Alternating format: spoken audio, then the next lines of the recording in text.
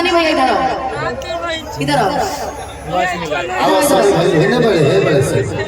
कार्यक्रम के मुख्य अतिथि अनुपमा जी, 1 मिनट जरा इसको खोलो, तो इसको खोलो। इस कार्यक्रम के मुख्य अतिथि अजय शंकर पांडे, एक ये भी देखिए, नगर पंचायत ये हमारे नितेश भाई का बहुत बड़ा फैन है। 362 पार्टी विधानसभा के युवा नेता।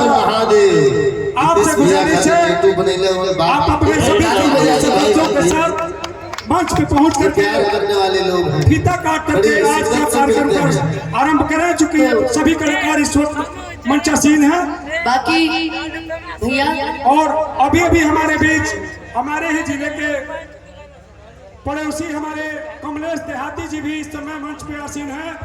रेवती नगर पंचायत के सम्मानित सभी जनता जनार्दन और क्षेत्र पंचायत के सभी दर्शकों की तरफ से आपका हार्दिक स्वागत, वंदन, अभिनंदन है। ले जाओ, संभाल के रखना, ठीक है? चलो, रुला दिया पागल आके, इतने अच्छे से मेकअप किए थे कि तोहरा जैसन भाई कहाँ, तोहरा जैसन प्यार कहाँ, तोहरा जैसन प्यार कहाँ, तोहरा जैसन प्यार कहाँ, तोहरा जैसन प्यार कहाँ।